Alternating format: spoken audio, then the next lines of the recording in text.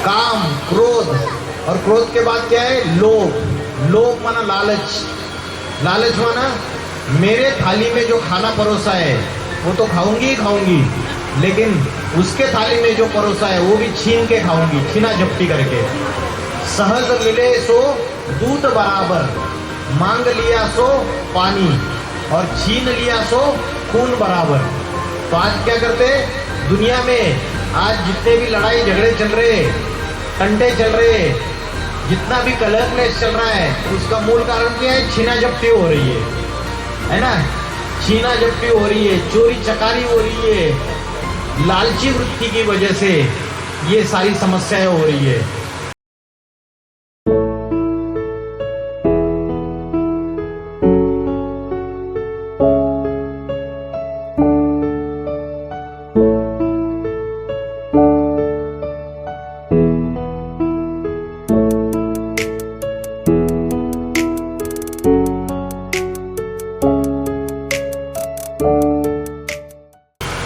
ओम नमः शिवाय।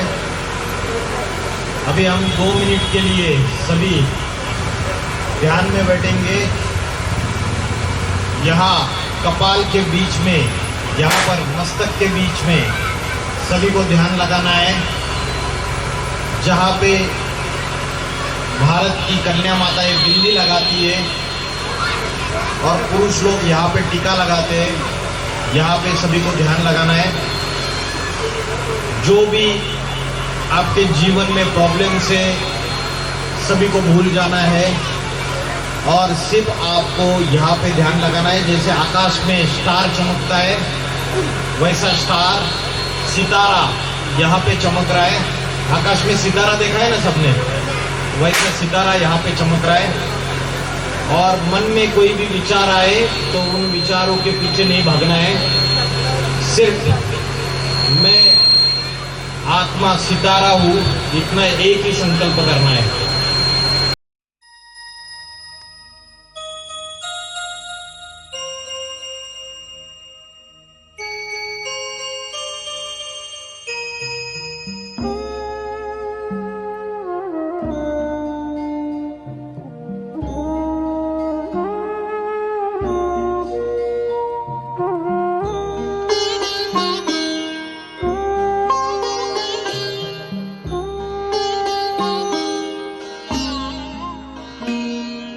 ज्योति बिंदु परमात्मा से है मेरी आत्मा, अब चल कर ले मिलन।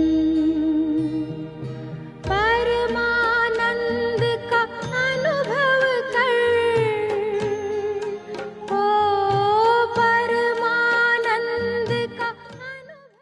शरीर की अलग अलग बीमारियां आती है और शरीर में अलग अलग व्याधियां आती है, तो योगासन और प्राणायाम किया जाता है। लेकिन जो शरीर की बीमारी दूर करने के डॉक्टर भी बहुत बैठे हुए हैं, लेकिन जो मन, आज छोटे बच्चे से लेकर बूढ़े तक सबका मन भटक रहा है, तो ये मन को एकाग्र करने के लिए, आत्मा की शक्ति बढ़ाने के लिए, आत्मबल बढ़ाने के लिए, मनोबल बढ़ाने के लिए कोई भी प्रकार की विद्या आज सिखाई नहीं जाती। आज अलग अलग स्कूल, कॉलेजेस, यूनिवर्सिटीज़ है। उन स्कूल, कॉलेज और यूनिवर्सिटीज़ में जो पढ़ाई पढ़ाई जाती है, वो जो पढ़ाई है वो सिर्फ पेट भरने के लिए, जो धन कमाना है उसके लिए सीमित विद्या है। लेकिन मन को एकाग्र कैसे करे, आत्मा की शक्ति कैसे बढ़ाए, मनोबल कैसे बढ़ाए, इसका कोई भी अभ्यास सिखाया नहीं जाता है। तो आज ये योगासन और प्राणायाम की जो प्रक्रिया की जाती है, जब प्राणायाम करते हैं तो श्वास लेते हैं, फिर श्वास को रोक के रखते हैं, फिर श्वास को छोड़ते हैं। तो श्वास और उच्छ्वास, तो श्रीमद् भगवद गीता में ये प्राणवायु और अपान वायु की बात की हुई है। उसका जो अर्थ है वो गहरा अर्थ है। प्राण वायु का अर्थ है शुद्ध संकल्प और अपान वायु का अर्थ है अशुद्ध संकल्प।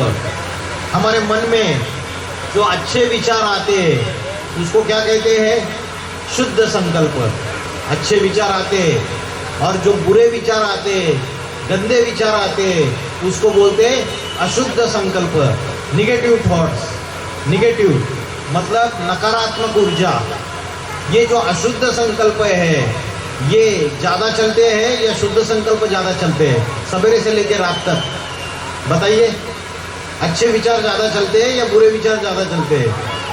दूसरों का परचिंतन ज़्यादा करते हैं, हम दूसरे के प्रति गलत ज़्यादा सोचते हैं, या हमारे गंदे विचार ज़्यादा आते हैं या अच्छे विचार ज़्यादा आते हैं? सवेरे से लेकर रात तक क्या होता है?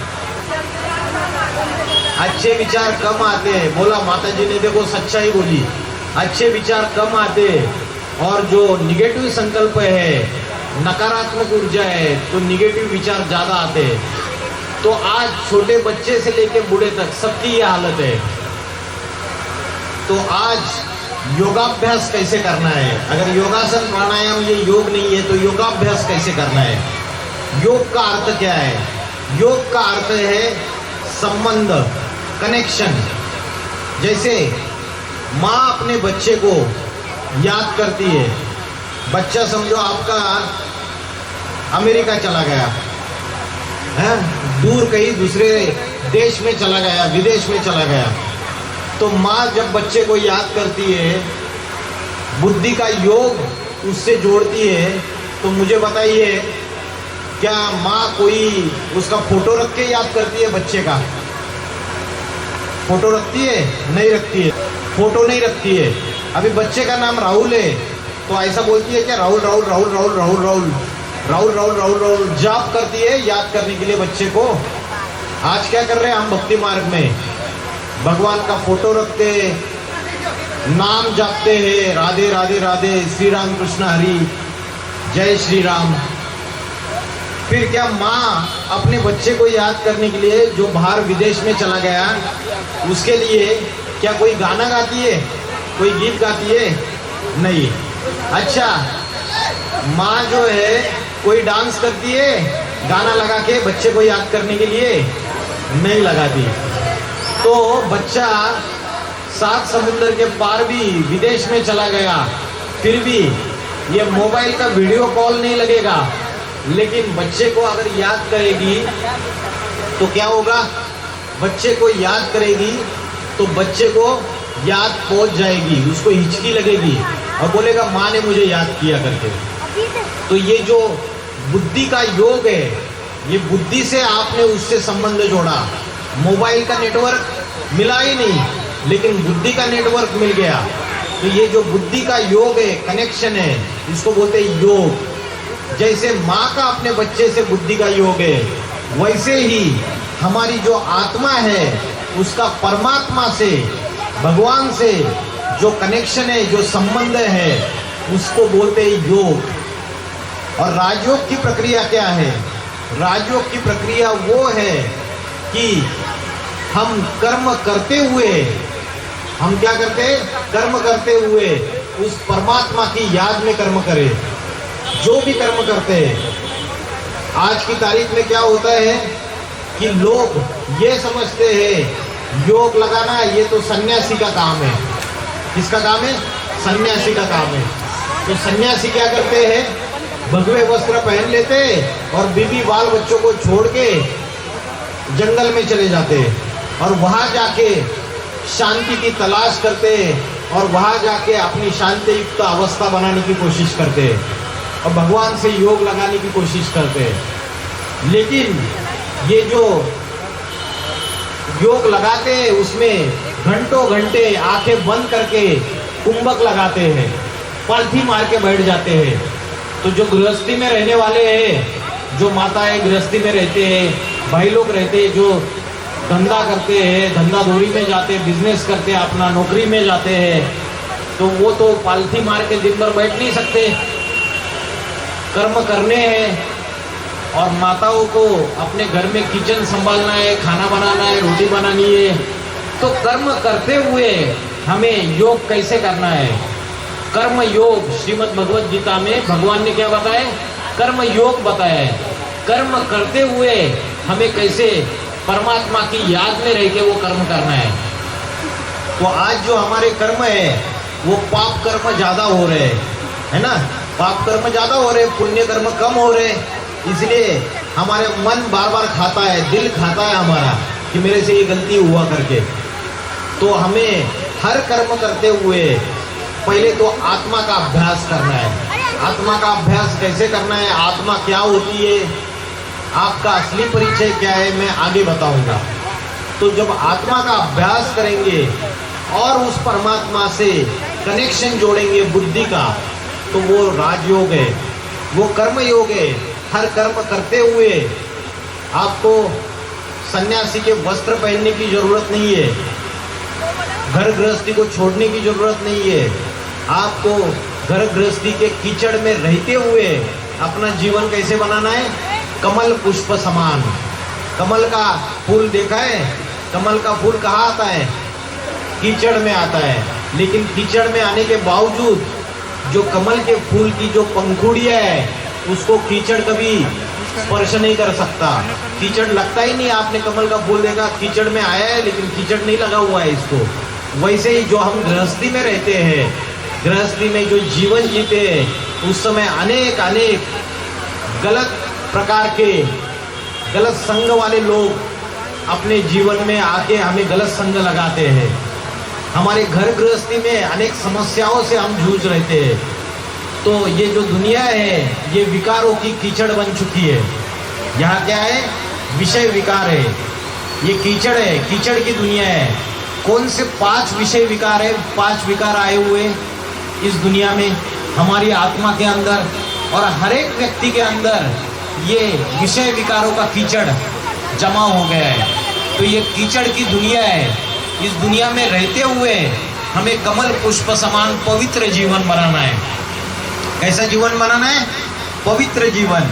पवित्र जीवन कैसे बनता है, जो समाज में पहले ब्राह्मण होते थे, ब्राह्मण को आदर्श समझा जाता था, ब्राह्मण का आचरण पवित्र होता था, उसके मन के संकल्प पवित्र होते थे, शुद्ध संकल्प होते थे, उसकी वाचा शुद्ध होती थी, पवित्र होती थी, उसके कर्म पवित्र होते थे।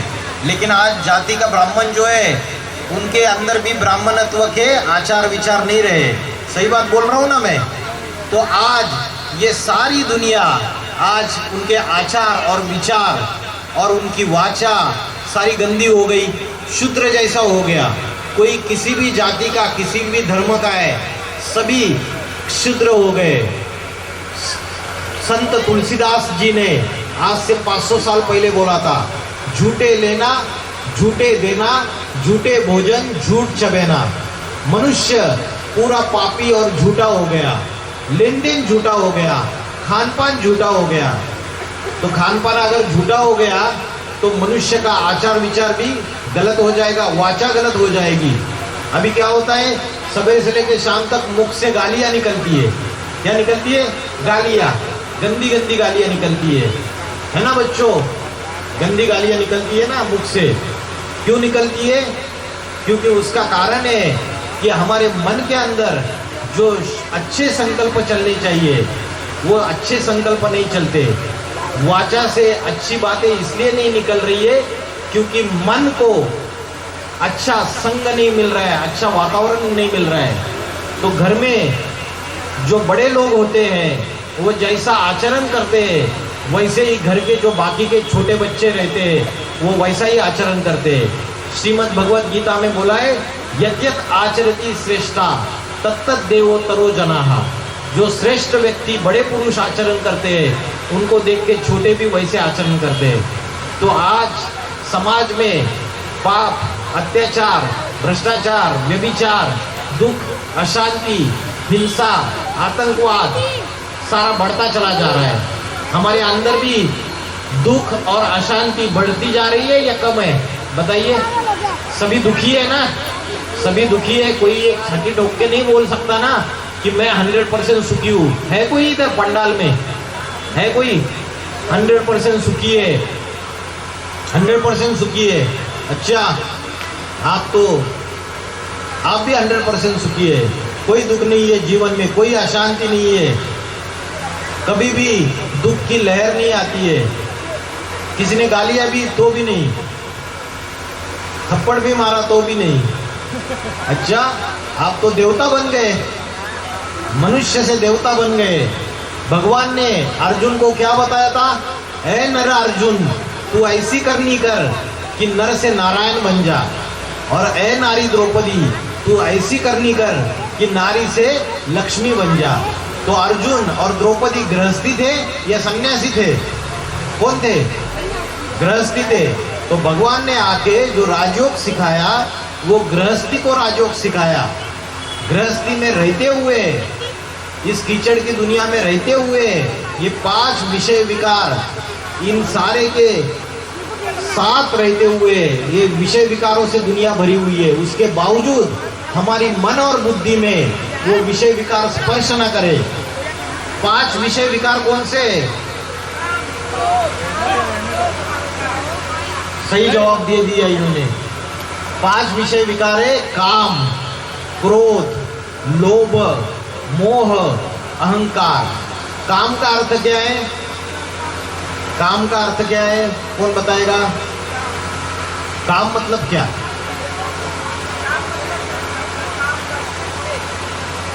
इन्होंने बोला काम मतलब हम अपना काम करते हुए। अरे काम विषय विकार है। काम का अर्थ है कामना, कामना का अर्थ है इच्छा। आज सभी के अंदर इच्छा है ना, अलग अलग इच्छाएं। कोई को मकान चाहिए, कोई को दुकान चाहिए, कोई को गाड़ी चाहिए, कोई को घोड़ा चाहिए, कोई को ये चाहिए वो चाहिए। अनेक अनेक इच्छाओं के जंजाल में आज हम सभी फंसे हुए हैं और उन इच्छाओं की पूर्ति के लिए भागते रहते हैं। तो ये जो कामना है, ये इच्छा है, इन इच्छा के वजह से ही क्या आता है? सुख और दुख आते हैं। इच्छा द्वेष समुत्थेन, इच्छा देश समुत्थेन, इच्छा और द्वेष से द्वंद्व उत्पन्न होता है। क्या उत्पन्न होता है? सुख और दुख आदि द्वंद्व उत्पन्न होता है। तो आज जीवन में जो दुख आ रहे हैं, समझो हमारे अंदर जो इच्छाएं पनप रही है उसकी वजह से ही दुख आ रहे हैं। जो देवताएं होते हैं उन्होंने इच्छाओं को जीत लिया है, इसलिए बोला इच्छा मात्रम अविद्या, कि देवताओं ने अपनी डिजायर्स, अपनी इच्छाओं को, अपनी वासनाओं को जीत लिया है। अच्छा, इच्छाओं में सबसे प्रबल इच्छा कौन सी है? कौन सी सबसे बड़ी इच्छा है? इच्छाओं में सबसे प्रबल इच्छा कौन सी है? बताइए। एक के बाद एक इच्छा आती रहती है, लेकिन सबसे बड़ी इच्छा कौन सी है? प्रबल इच्छा कौन सी है? हाँ? भगवान को पाना, ये बड़ी इच्छा है। अरे सारे दुनिया में स्त्री और पुरुष को सबसे प्रबल इच्छा कौन सी होती है? बताइए। भगवान को पाना ये इच्छा होती है सारे स्त्री और पुरुषों को। अच्छा, शादी क्यों की है? सबसे बड़ी इच्छा होती है विषय वासना। क्या होती है? विषय वासना। इंद्रियों से भोग भोगने की जो इच्छा है वो सबसे प्रबल इच्छा है। और श्रीमद् भगवद गीता में बोला है ये जो काम है, काम माना विषय वासना, ये क्रोध है। क्रोध माना गुस्सा आता है ना। जब इच्छा की पूर्ति नहीं होती है तो क्या होता है? क्रोध आता है। अपने घर के बर्तन ही फोड़ना चालू कर देते हैं। काम, क्रोध, और क्रोध के बाद क्या है? लोभ। लोभ माना लालच। लालच माना मेरे थाली में जो खाना परोसा है वो तो खाऊंगी ही खाऊंगी, लेकिन उसके थाली में जो परोसा है वो भी छीन के खाऊंगी, छीना झपटी करके। सहज मिले सो दूध बराबर, मांग लिया सो पानी, और छीन लिया सो खून बराबर। तो आज क्या करते हैं दुनिया में? आज जितने भी लड़ाई झगड़े चल रहे, टंटे चल रहे, जितना भी कलह क्लेश चल रहा है, उसका मूल कारण क्या है? छीना झपटी हो रही है ना? छीना झपटी हो रही है, चोरी चकारी हो रही है। लालची वृत्ति की वजह से ये सारी समस्याएं हो रही है। तो ये जो 3 विकार है, काम, क्रोध और लोभ, श्रीमद् भगवद गीता में बोला ये तीनों नरक के द्वार खोलने वाले हैं। क्या है? नरक के द्वार खोलने वाले हैं। कामयेश क्रोधयेश रजोगुण समुद्भवा महाशनो महापापमा विद्धि येन वैरिणम। ये महापापी है, ये हमसे जाने अनजाने में महापाप कर्म कराते हैं और इनको क्या समझ, दुश्मन समझ, इनको वैरी समझ। तो श्रीमद् भगवत गीता में बोला है काम, क्रोध और लोभ ये तीनों के तीनों नरक के द्वार खोलने वाले हैं। क्या है ये? नरक के द्वार खोलने वाले हैं। तो आज मनुष्य दुखी किसकी वजह से? कि ये विकारों के अधीन होते जा रहे हैं हम। बुद्धि जो है और मन जो है उसको इन पांचों विकारों ने ग्रस लिया है पूरी तरीके से। किसी में कम है, किसी में ज्यादा है। तो अर्जुन भगवान को पूछते हैं, अर्जुन तो महारथी थे, धनुर्धारी थे, कमांडर इन चीफ सेनापति थे। तो अर्जुन क्या पूछते हैं भगवान को कि मेरा मन जो है ये बार बार चंचल हो रहा है और ये मेरा मन बड़ा बलवान है, बड़ा हठी है, ये इंद्रियों से जबरियन ही क्या करता है, पाप कर्म करवाता है, ये इंद्रियों को जोर जबरदस्ती उत्तेजित करता है। तो इस चंचल मन को मैं कैसे एकाग्र करूं? किसने पूछा ये बात? किसने पूछी बात? हाँ माता जी, किसने बात पूछी? मेरा मन बार बार चंचल हो रहा है, ये चंचल मन को मैं कैसे एकाग्र करूं? किसने पूछी ये बात? किसको पूछी बताइए? हैं? अर्जुन ने पूछी। किसको पूछी? भगवान जी को पूछी कि चंचल मन को मैं कैसे एकाग्र करूं। अर्जुन तो इतना बड़ा महारथी था, उसके बावजूद उसका मन चंचल हो रहा है। तो हम सब क्या है? अर्जुन है। अर्जुन का अर्थ है ज्ञान का अर्जन करने वाला, है ना, सद्भाग्य का अर्जन करने वाला, वो अर्जुन है। कृष्ण का अर्थ है आकर्षण करने वाला, शिव का अर्थ है कल्याणकारी, राम का अर्थ है रम्यते योगिनो रश्मि इति रामः। जिनकी बुद्धि योगी, जिनकी बुद्धि योगियों में रमन करती है वो राम है। तो ये जो अलग अलग नाम है ये गुणवाचक नाम है। तो अर्जुन ने जब ये सवाल पूछा कि मेरा मन घोड़े के समान गतिमान है, वायु के समान गतिमान है, हवा जैसे बहती है, तूफान आता है, उसको कंट्रोल करना इतना मुश्किल होता है, वैसे मन अभी यहाँ है, अभी वहाँ चला जाएगा, अभी कहाँ चला जाएगा, कहाँ घूम के आ जाएगा। और ये जो चंचल मन है ये हमारी इंद्रियों से पाप कर्म कराता है। आज हमारी बुद्धि काम करती है क्या? बुद्धि कैसे बन चुकी है? विकारी बन चुकी है, विषय विकारों के अधीन बन चुकी है।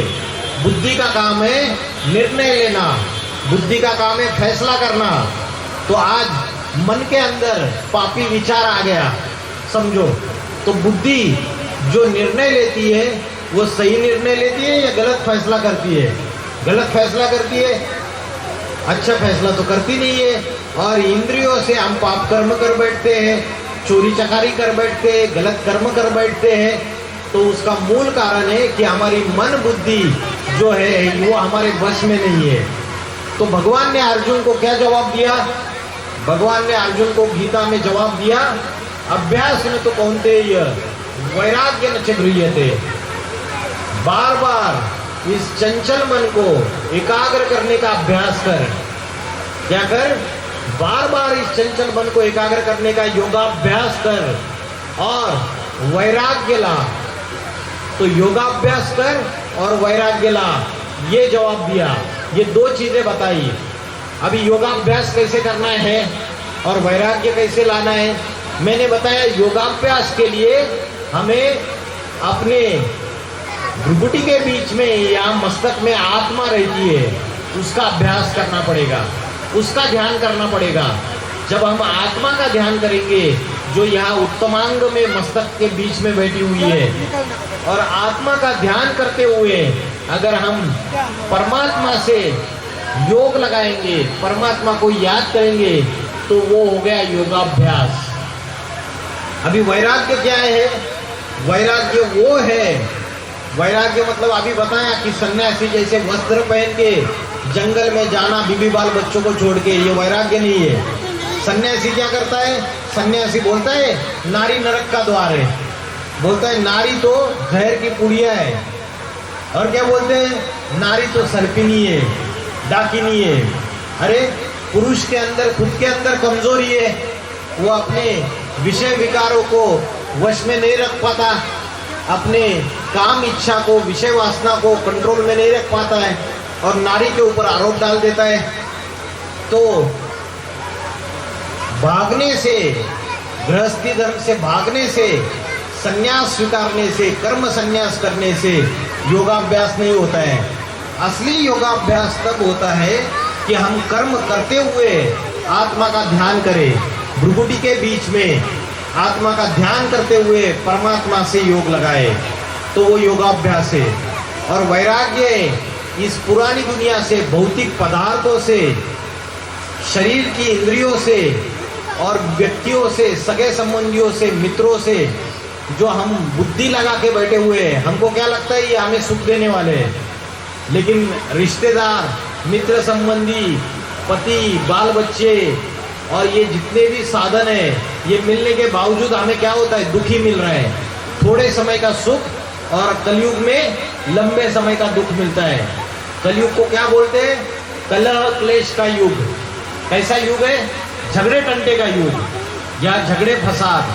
आत्मा के अंदर ही राम और रावण की युद्ध चल रही है, हमारे अंदर ही रावण राक्षस बैठा हुआ है, हमारे अंदर ही देवत्व वाला राम बैठा हुआ है जिसके अंदर दैवी गुण है।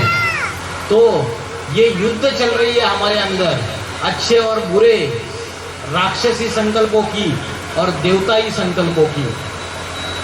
तो योगाभ्यास करना है और इस पुरानी दुनिया से वैराग्य लाना है।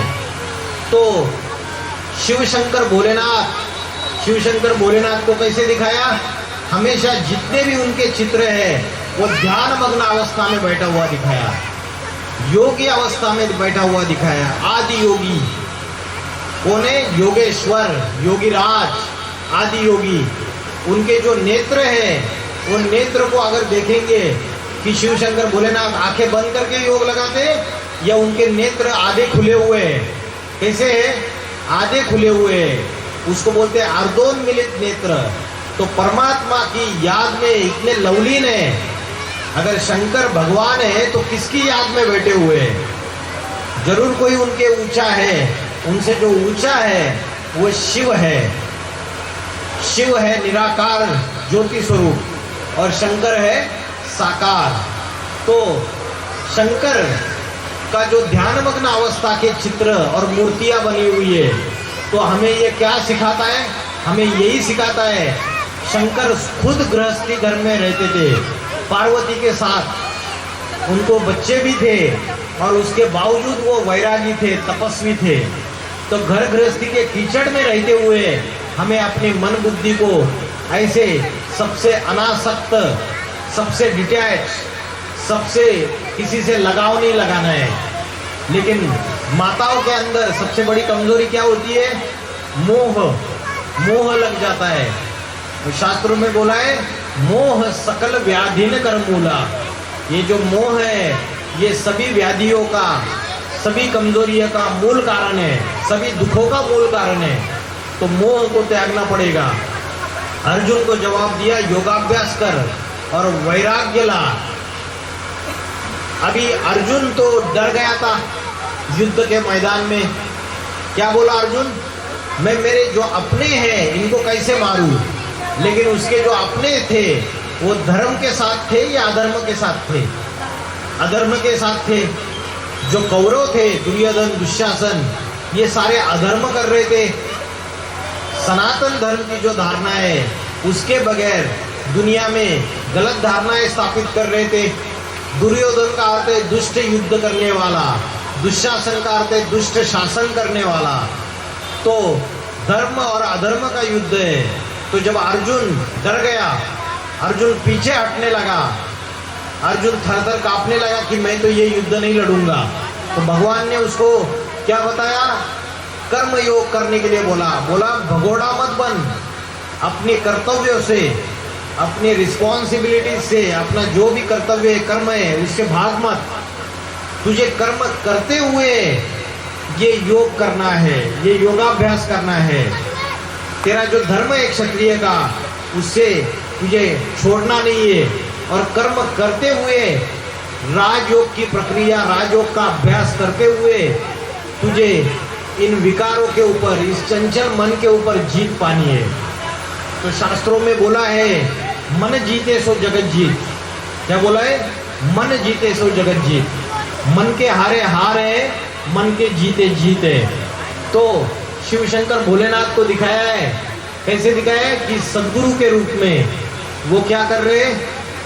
सप्त ऋषियों को पढ़ाई पढ़ा रहे।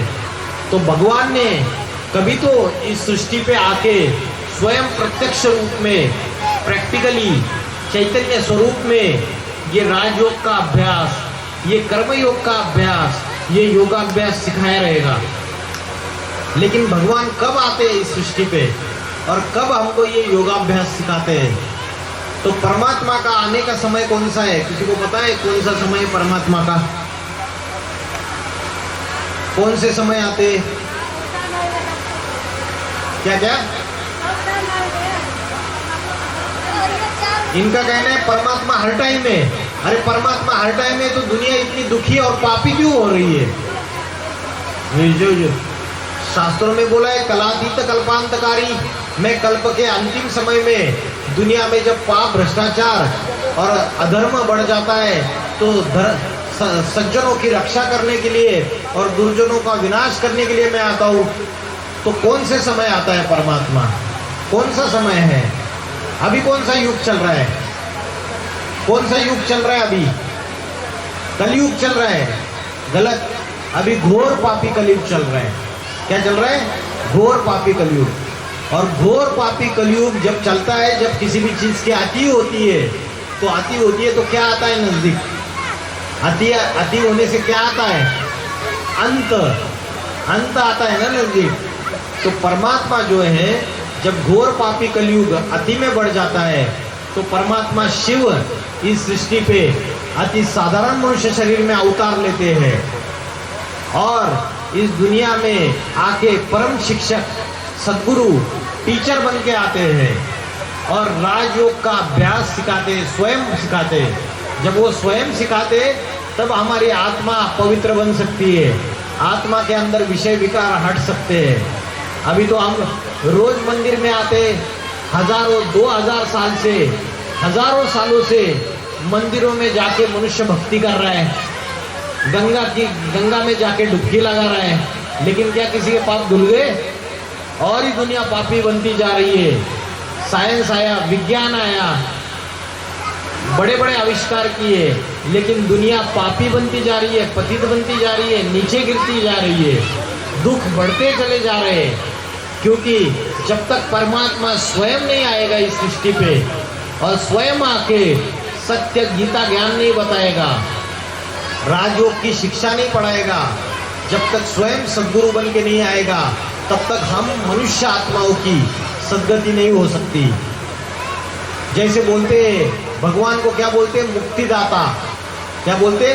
मुक्तिनाथ। मुक्तिनाथ किसको बोला जाता है? शिव शंकर भोलेनाथ को। जब शमशान में जाते तो मुक्ति द्वार लिखा रहता है और शंकर की बड़ी मूर्ति लगाई रहती है, मुक्तिनाथ। तो सारी दुनिया में अभी दुख दर्दों की अति होती जा रही है, विषय विकारों की अति हो जा रही है, काम वासना की अति होती जा रही है। तो परमात्मा आके इन सारे विषय विकारों से, दुख दर्दों से हमें मुक्ति दिलाता है।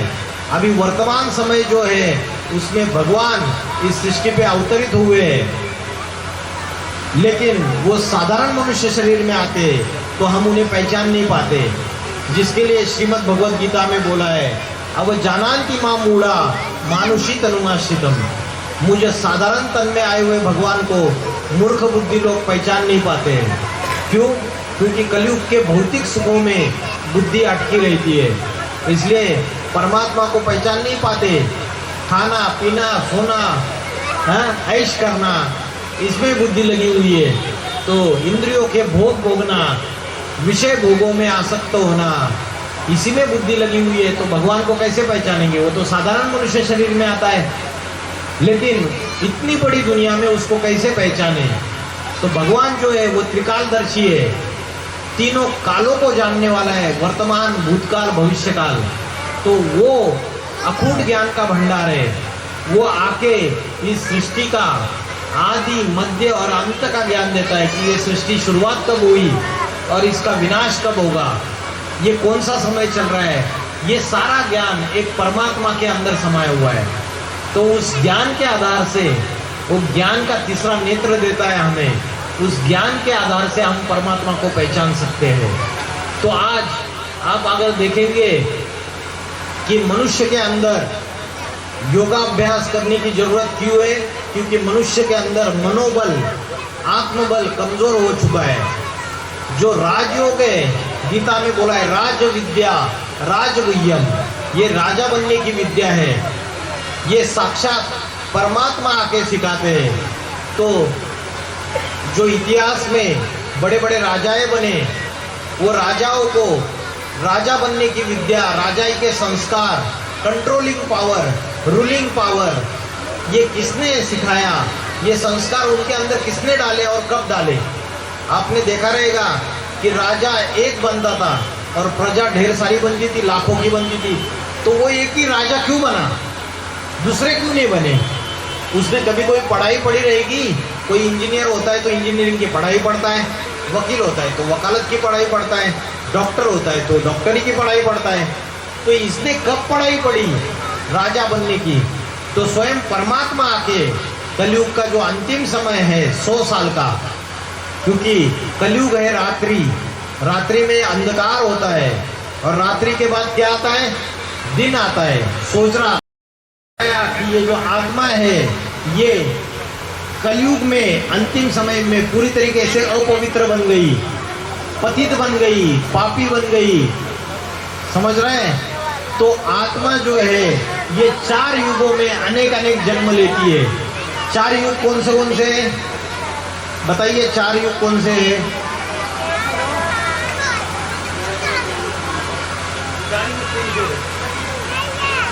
चार युग बताइए, किसी को नहीं आते हैं क्या।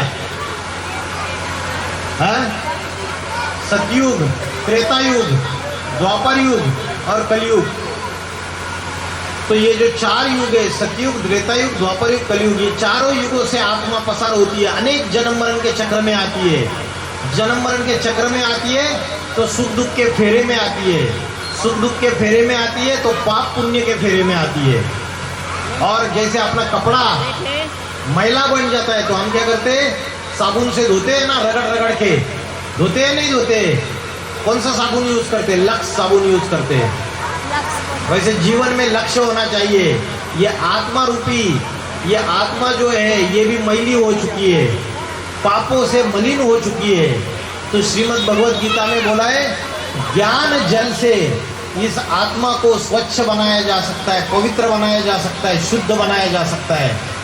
तो परमात्मा आके जो कलयुग के अंतिम समय में जो 100 साल का संगम युग है उसमें परमात्मा अवतार लेते हैं इस सृष्टि के ऊपर, शिव शंकर भोलेनाथ के रूप में। और वो आके जो अध्यात्म ज्ञान सुनाते हैं, आत्मा क्या चीज़ है, परमात्मा क्या चीज़ है, तब हम उसको यथार्थ रूप में याद कर सकते हैं।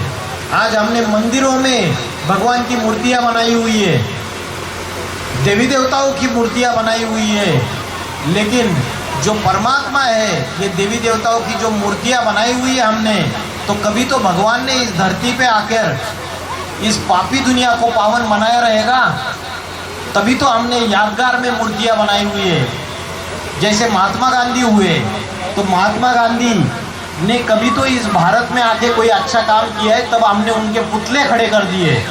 तो ये देवी देवताओं के जो मंदिर बने, तो ये देवी देवता का जो स्वरूप है ये हमारा ही स्वरूप है। हम ही जब हमारे अंदर राक्षसी वृत्तियाँ आ गई, राक्षसी गुण आ गए, हमारे आत्मा के अंदर 5 विकार आ गए, काम क्रोध लोभ मोह अहंकार, तो हम क्या बन गए, पुजारी बन गए। आज देवी देवताओं की मूर्तियाँ बनाकर हम उनके सामने जाके माथा टेकते हैं। और जब हमारे अंदर के राक्षसी गुणों को हम हटा लेते हैं, अपने अंदर अच्छे गुण, दैवी गुण डाल देते हैं, तो हम ही देवता समान बन जाते हैं। तो सतयुग में देवी देवताओं का राज्य है, तो पापी कलयुगी सृष्टि का विनाश हो जाएगा, तो नई दुनिया, नया सतयुग, नया युग जब आएगा तो उसमें ये सारी दुनिया में जो पापी मनुष्य है ये भी रहेंगे क्या नई दुनिया में? ये रहेंगे क्या? जाएंगे नई दुनिया में? नहीं। जिन्होंने अपनी आत्मा को पवित्र बनाया है, जिनकी आत्मा की सद्गति हुई है, शरीर की सद्गति हो गई है, जो शरीर और आत्मा दोनों को पवित्र बनाया, अपने विषय विकारों को हटा दिया है, काम क्रोध लोभो मोह अहंकार, वही नई दुनिया सतयुग स्वर्ग में जाएंगे।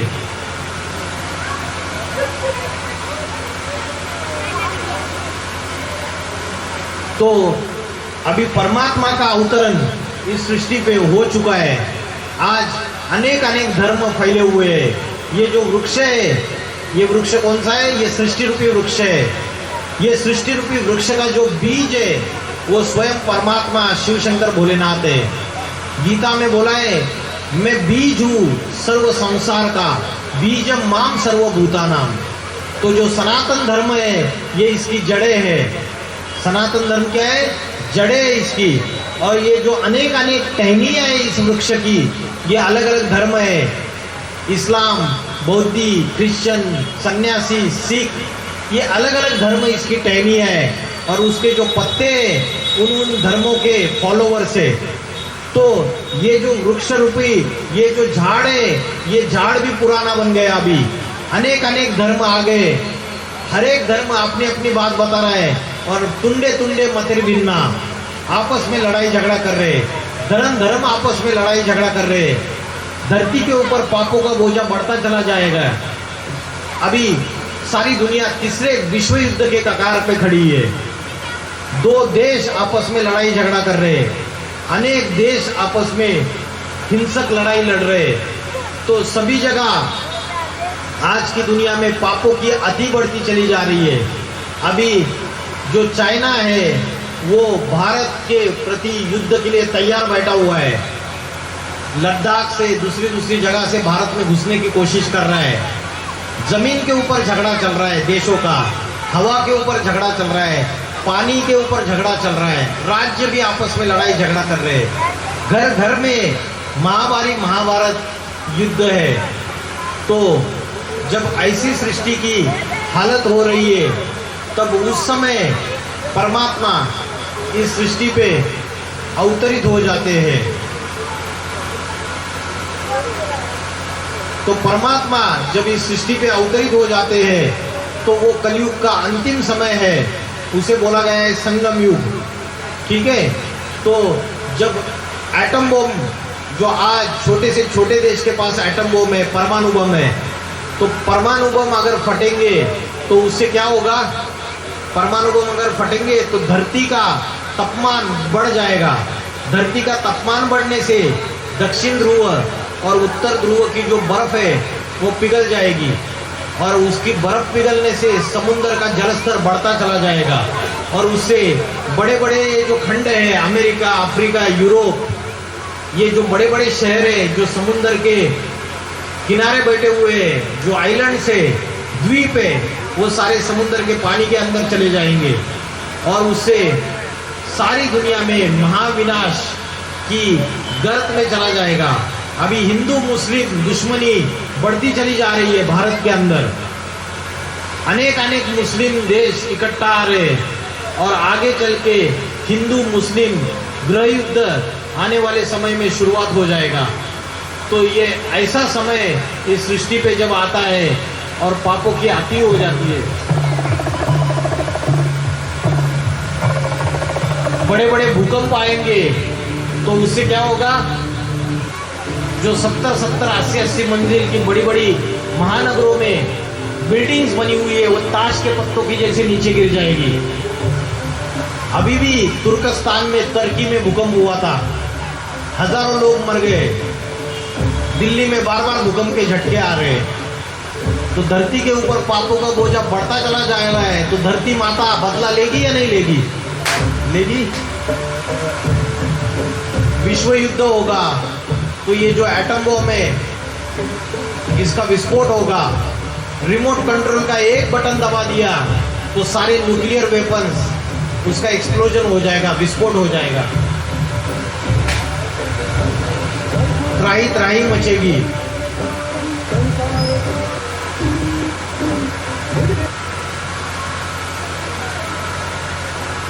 तो आज धरती के ऊपर ये जो परमाणु अस्त्र शस्त्र है, ये समुद्र में, जमीन में, हवा में तैर रहे हैं।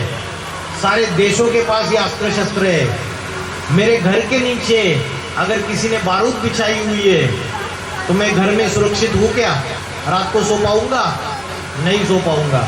तो ये जो दुनिया है, इन्होंने, ये जो वैज्ञानिक है, इन्होंने अपनी तीखी बुद्धि से ये अस्त्र शस्त्र तैयार किए। ये परमाणु अस्त्र, परमाणु बम, जिससे सारी दुनिया विनाश के कगार पे जाके खड़ी हो गई। तो ये जो अस्त्र शस्त्र है, ये परमाणु अस्त्र है, ये हमारी घर की सजावट के लिए नहीं है। हिंदू मुस्लिम आपस में हिंसा बढ़ती चली जा रही है धर्म के नाम पे, और ये कलयुग का अंतिम समय है। ये कलयुगी दुनिया है, ये कलयुगी का राक्षस है, कली राक्षस सबके अंदर प्रवेश हो चुका है। कलयुग का अर्थ है कलह क्लोश का युग, झगड़े टंटे का युग। तो ये धरती जो है ये ज्वालाओं में जल रही है। कौन सी ज्वाला है? विकारों की ज्वाला है। 5 विकार, काम, क्रोध, लोभ, मोह, अहंकार, इस विकारों की ज्वाला में सारे जल रहे हैं। और जो भारतवासी है वो कुंभकर्ण की निद्रा में सो रहे हैं, है ना। हम सब लोग कुंभकर्ण की निद्रा में सो रहे हैं, हमको पता ही नहीं है इस दुनिया का विनाश आकर सामने खड़ा है। भगवान इस धरती पे अवतरित हो चुके हैं। जैसे कोरोना में क्या हुआ, कोरोना में ऑक्सीजन नहीं मिल रहा था लोगों को और वेंटिलेटर पे बिठा देते थे और अंतिम सांसें गिन के लोग, कई लोग मर गए। वैसे ये सारी दुनिया अभी अंतिम सांसें गिन रही है। सृष्टि का अंतिम समय, कलयुग का समय, विनाश का समय आया है। और शिव शंकर भोलेनाथ को कौन सी देवता बोलते हैं? विनाशकारी देवता, संहार करता बोलते हैं। ब्रह्मा के द्वारा स्थापना, विष्णु के द्वारा पालना और शंकर के द्वारा विनाश। तो कौन सी दुनिया की स्थापना होती है? नई दुनिया की स्थापना होती है। आदि सनातन देवता धर्म की पुनर्स्थापना हो जाती है, क्योंकि आज सनातन धर्म की जो धारणा है वो प्राय लोप हो चुकी है। सनातन धर्म का ज्ञान किसी को रहा ही नहीं। अभी दूसरे धर्म के जो विपरीत धारणा है, जो कुरीतियाँ है, उनके अंदर जो गलत चीजें हैं वो सारी हिंदू लोग उठा रहे हैं। तो कच्चे हिंदू ही दूसरे धर्मों में कन्वर्ट होते जा रहे हैं। दुनिया में आज पूरी तरीके से अशांति फैली हुई है। ये बड़े विश्व शांति सम्मेलन करते हैं, बड़े नोबेल पीस प्राइज देते हैं, लेकिन दुनिया में शांति स्थापन नहीं कर पाते हैं। बड़ी कॉन्फ्रेंस करते हैं, मीटिंग करते हैं, लेकिन नतीजा कुछ नहीं निकल रहा है। तो शंकर का जो अर्थ है, शंकर का अर्थ है शम करोति, जो सारी सृष्टि में शांति स्थापन करता है। तो परमात्मा शिव शंकर भोलेनाथ जब स्वयं आएंगे इस सृष्टि पे, आ चुके हैं अभी वर्तमान में। जो बड़े भविष्यकार है उन्होंने भविष्यवाणियां की है। नॉस्ट्राडेम्स, किरो, कीट, ये विदेशी भविष्यकार है। एंडरसन, जूलबर्न, ये बड़े भविष्यकार है। गोपीनाथ शास्त्री, कल्कि पुराण, इन्होंने भविष्यवाणियां की है कि उत्तर भारत से 21वीं शताब्दी में एक महापुरुष का अवतार होगा। वो महापुरुष ऐसा योगियों का भी योगी होगा। वो ऐसी आध्यात्मिक क्रांति लाएगा भारत में, सारी दुनिया में। ऐसा सशक्त आध्यात्मिक संगठन स्थापन करेगा, ऐसा आत्मा का ज्ञान सिखाएगा। छोटे लोगों को अपने साथ जोड़ के एक सशक्त संगठन के रूप में वो सारी दुनिया में उनका संगठन प्रभावशाली होगा। वो आत्मा का ज्ञान सिखाएगा, जीवन के जीने की कला सिखाएगा। तो और सारी बड़ी महासत्ताएं, अमेरिका, यूरोप, रशिया, चाइना, ये बड़ी महासत्ताएं उसके सामने नतमस्तक हो जाएगी। भारत विश्वगुरु बनेगा। हम बोलते हैं झंडा ऊंचा रहे हमारा, विजयी विश्व तिरंगा प्यारा। ये 3 रंग जो है ना, जो सारे विश्व में विजय पाते हैं, ये कोई कपड़े के रंग नहीं है। ये तीनों ब्रह्मा, विष्णु और शंकर है। ये 3 ऐसी देवता है जिनके द्वारा परमात्मा जब इस सृष्टि पे अवतरित होता है तो स्थापना, पालना और विनाश, ये तीनों कार्य करता है। विनाश भी कल्याणकारी है।